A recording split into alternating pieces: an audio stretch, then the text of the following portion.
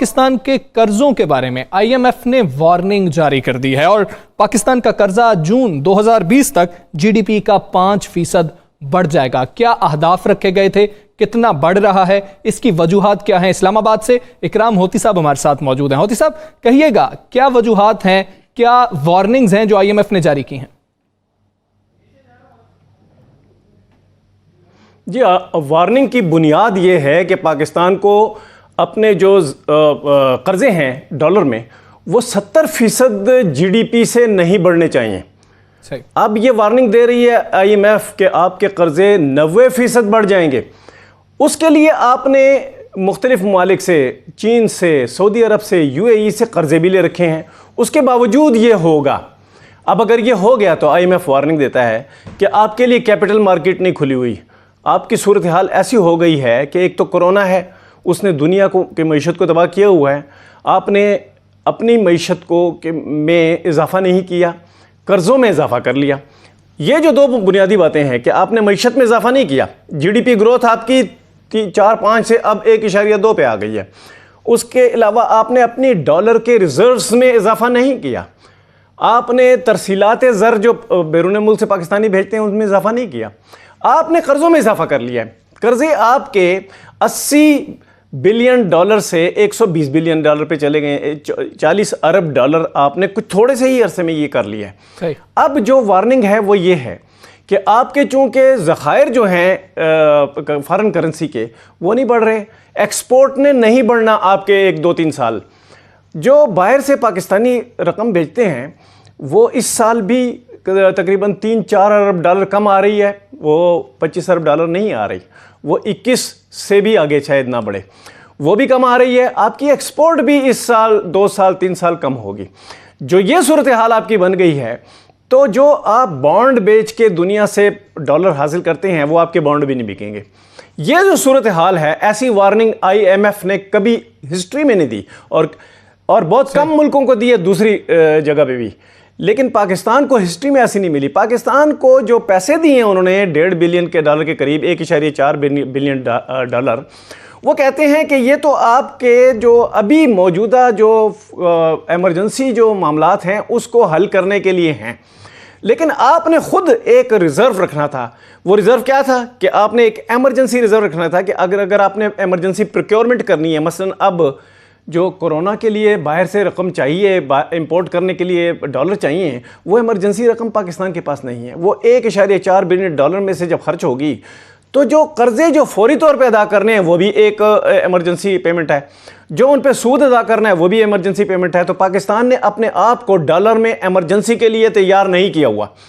जो आपने कोरोना से निपटना है उसके लिए पैसे नहीं हैं, जो आपने इंपोर्ट करनी है उसके लिए पैसे नहीं हैं, जो आपने फौरी तौर पे प्रोक्योरमेंट करनी है यानी लोकल प्रोक्योरमेंट करनी है हुकूमत ने, उसके लिए पैसे नहीं हैं, जो आपने सूद अदा करना है उसके लिए पैसे नहीं है, जो आपने कर्ज की वापसी अदा करनी है वो पैसे नहीं है। और इस सूरत हाल में आपका जो डेट स्टॉक है, कर्जों का जो हुजम है, वो बड़ी तेजी से बढ़ेगा।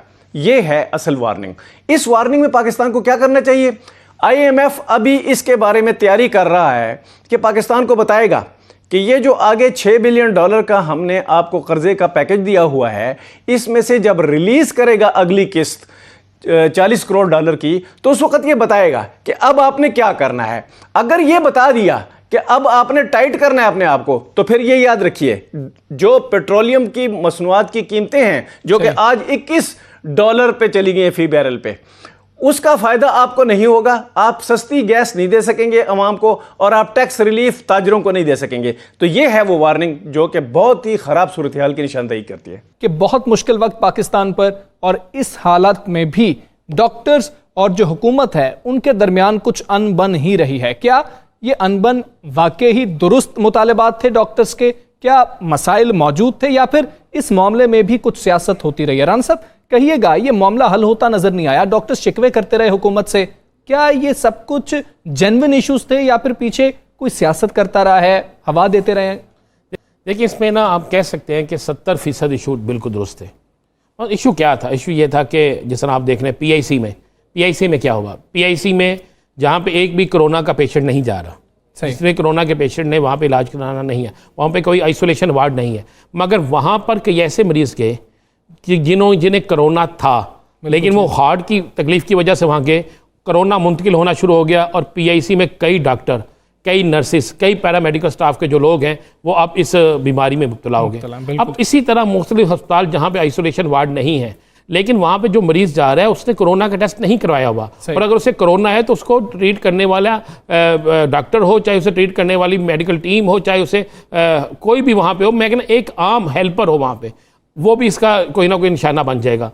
तो उसकी वजह से डॉक्टर्स जो हैं वो इतने खौफजदा हो चुके हैं कि वो उनकी डिमांड जो थी कि उन्हें वो तमाम सामान दिया जाए जिससे वो इलाज भी कर सकें और कम अज़ कम अपनी हिफाजत भी कर सकें, अपने आप को सेफ रख सकें इस कोरोना से।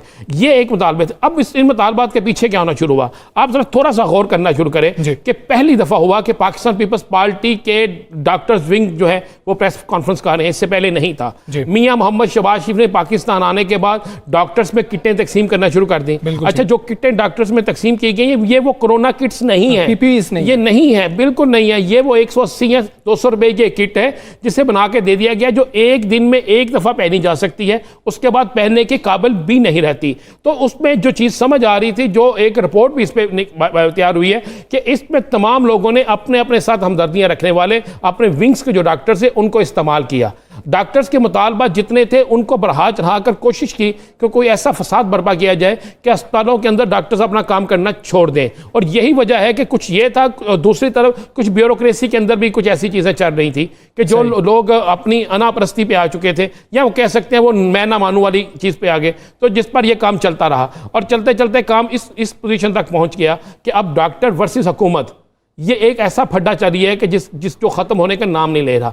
इस वाले से बाकायदा रिपोर्ट है और इन रिपोर्ट्स में ये चीज़ें शामिल हैं कि किस किस डॉक्टर का किस सियासी जमात से तल्लुक़ है, किसकी कितनी दफ़ा किससे राब्ते हुए, कौन लोग चाहते हैं ये प्रोटेस्ट ख़त्म ना हो और कौन लोग हैं जो मीडिया में आकर ज़्यादा इस प्रोटेस्ट को आगे ले जाने के लिए काम कर रहे हैं, और कहाँ पर डॉक्टर पुरअमन अगर रहना चाहते हैं तो उन्हें बिल्कुल पुरअमन नहीं रहने दिया जाता, उन्हें जानबूझकर गुस्सा दिलाया जाता है और कोई ना कोई ऐसा काम कर दिया जाता है कि डॉक्टर वर्सेस हुकूमत कोई ना कोई फटा हो। देखें, इसमें सफ़र करेगा तो मरीज़ करेगा, इसमें सफ़र करेगा तो आम आदमी करेगा, इसमें ना तो हुकूमत का कुछ जाएगा ना शायद डॉक्टर्स का जाए। तो ये मामला है, ये कन्फर्म हो चुका है कि 70% तो देखें डॉक्टर्स के मुतालबात बिल्कुल दुरुस्त है, 30% पे सियासत हो रही है और सियासत दो सियासी जमातों के दरमियान हो रही है। आप देखें कि अब मुस्लिम लीग नून जो है वो जाके मुख्तलिफ अस्पतालों में किट्स तकसीम करती हैं। देखें, वो जब किसी अस्पताल में जाती हैं वहां का पूरा अमला उनके साथ खड़ा होता है, वो नारेबाजी करते हैं, तो इसका मतलब है उनको कोई ना कोई उनके रूट्स तो मौजूद हैं और जिन रूट्स को वो इस्तेमाल कर रहे हैं ताकि हुकूमत के खिलाफ तहरीक बने। कोरोना के बाइस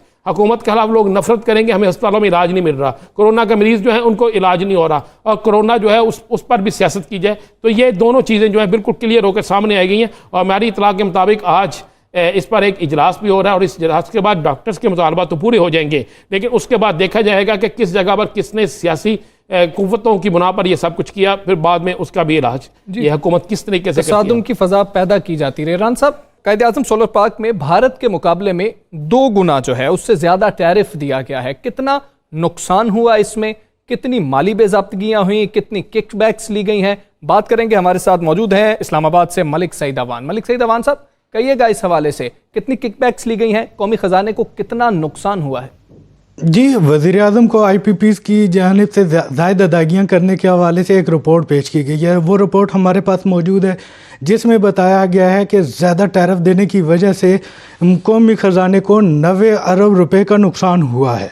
2 साल तक तो ज़्यादा टैरिफ दिया गया। 2 साल के बाद वफाकी हुकूमत और नेपरा को एहसास हुआ कि हमने टैरिफ ज़्यादा दिया हुआ है और 2 साल के बाद मज़ीद प्लांट्स लगाने पर पाबंदी आयद कर दी गई। हमारे पास जो रिपोर्ट मौजूद है उसमें ये इंकशाफ किया गया है कि कायद-ए-आज़म सोलर पार्क में पंजाब हुकूमत ने $50 मिलियन की किकबैक्स ली हैं, जबकि उस पार्क में प्लांट्स लगाने वाली कंपनियों से $150 मिलियन की किकबैक्स का जो है वो उनको शुबा है। जो मतलब उन्होंने बताई कि 50 मिलियन की करप्शन मुकम्मल कन्फर्म है, जबकि 150 मिलियन की जो करप्शन है उसका शुबा है। इसी तरह भारत में उस वक्त जब 7 से 8 सेंट का यूनिट दिया जा रहा था, उस वक्त पंजाब हुकूमत ने नेपरा के साथ मिलकर जो है यहाँ पे 18 सेंट जो है वो दिया इसका पर यूनिट टैरिफ लगाया। ये टैरिफ ज़्यादा होने की वजह से ना सिर्फ इससे बिजली महंगी हुई बल्कि हमारी जो एक्सपोर्ट के अखराजात बढ़े और आलमी सतह पर उसके मुकाबले में कमी आई। अदायगियों का तवाज़ुन जो है वो भी ख़राब हुआ और इससे मुल्क को 90 अरब का नुकसान हुआ। 2017 में जब आपको अंदाज़ा वफाकी हुकूमत ने इस पर पाबंदी आयद की, तहम उसके में जो पहले के उनके एग्रीमेंट्स थे वो मौजूद थे और उसके तहत ये था कि 10 साल तक आप जो है वो 18 सेंट के हिसाब टैरिफ से बिजली सोलर पार्क में जो प्लांट लगेंगे उनसे ख़रीदेंगे।